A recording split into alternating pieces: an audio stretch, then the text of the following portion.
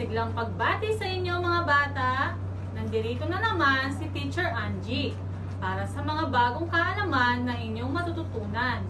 Sa araw na ito, ipagpapatuloy pa rin natin ang pag-aaral tungkol sa bahagi ng ating katawan. At ngayon, alamin natin ang gamit at kahalagahan ng ating ilong o nose sa English. Ang ilong ay para sa paghinga. Ang ilong rin ay ginagamit para sa pag-amoy. At may dalawa tayong naaamoy. Una, tayo ay nakakaamoy ng mabango o good odor. Minsan naman ay nakakaamoy tayo ng mabaho o bad odor.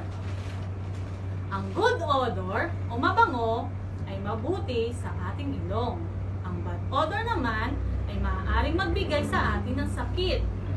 Ito ay hindi mabuti sa ilong.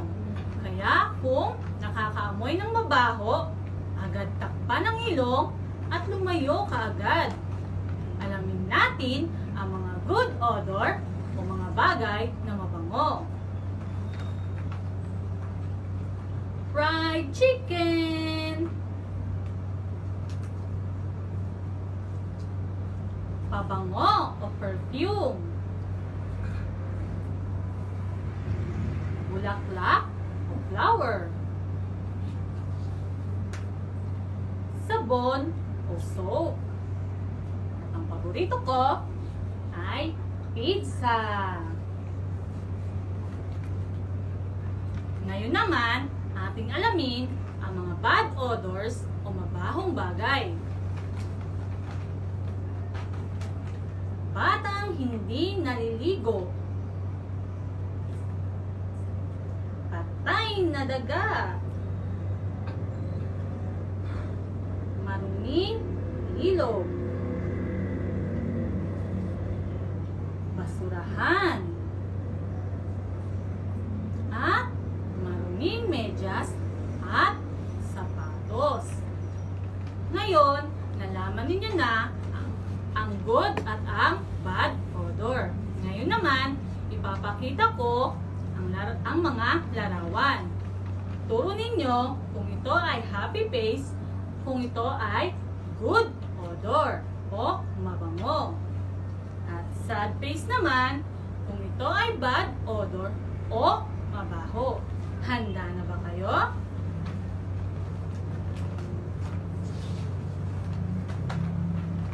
Sabon o soap? Happy face o sad face? Tama!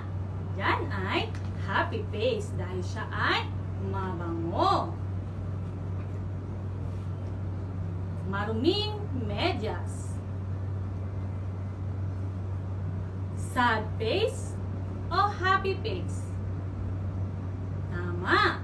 Sad face dahil ang maruming medyas at sapatos ay mabaho. Pizza. Happy face o sad face? Tama! Happy face dahil mabango ang pizza. Alamin naman natin ngayon kung paano natin pangangalagaan ang ating mga ilong. Iwasan ang paglalagay ng matutulis na bagay sa ilong upang hindi masugat. Iwasan ang paglalagay ng maliliit na bagay sa ilong, baka ito ay maiwan sa loob at hindi ka makahinga na maaaring mauwi sa operasyon. Takpan ang ilong ng panyo kung nakakaamoy ng mabaho. Gumamit ng malambot na tela o tissue kung ikaw naman ay sisinang. At iwasan ang pagkalikot ng ilong lalo na kung marumi ang inyong mga kamay. O mga bata, mahalagang pangalagaan natin ang ating mga ilong sapagkat dito tayo humihinga. Ngayon naman, sa Sabayan niyo akong kumanta.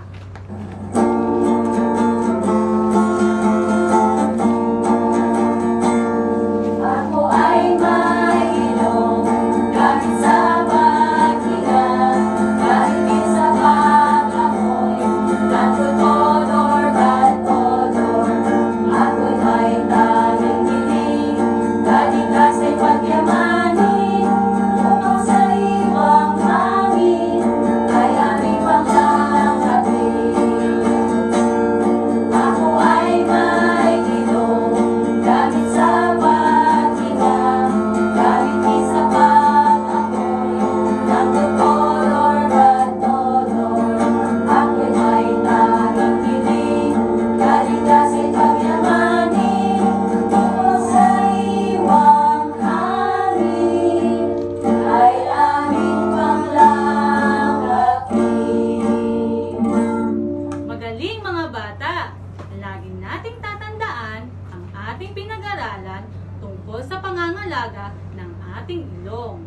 Dapat natin itong panatilihing malinis, maging ito man ay pango o matangos. Ako si Teacher Angie, muling nagsasabi na hanggang sa muli, paalam!